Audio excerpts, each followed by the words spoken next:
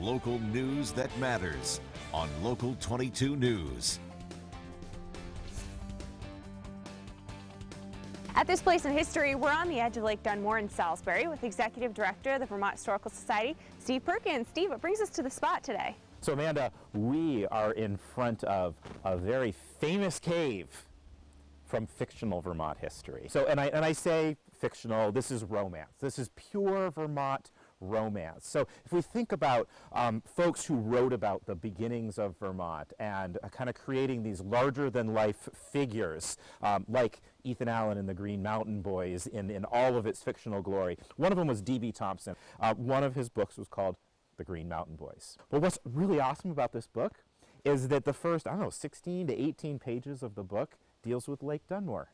And it talks about paddling canoes on Lake Dunmore and really gets into that romantic vision of the Green Mountain Boys avoiding British spies and Native Americans. And he describes this cave in the book as their hideout. So he says, on reaching the shore, the party, after taking out their fish and carefully concealing their canoe in a thick clump of overhanging bushes, proceeded to their retreat, what proved to be a cavern in the rocks. It goes on to then talk about this and how they could cook here and be safe from marauding British spies and their Indian allies. It's fiction. This book's fiction. Now, what made this cave kind of really grow in interest was some actions of the Daughters of the American Revolution. In 1906, and that's what this sign says right here, it's hard to read, engraved into the front of the cave, memorialize it is at the Green Mountain Boys cave by the Daughters of the American Revolution.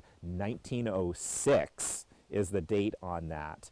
So is there any nugget of truth then to the fictional story? And what was going on here that made people think this is Ethan Allen's cave?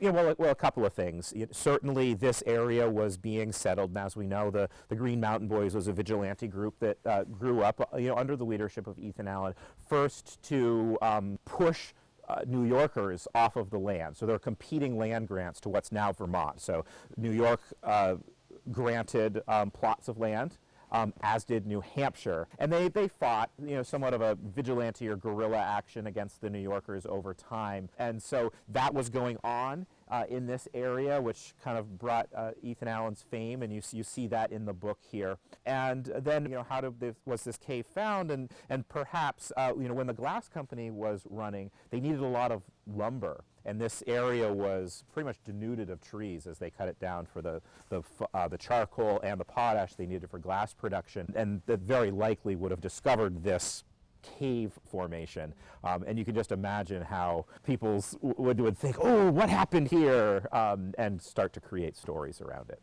At this place in history,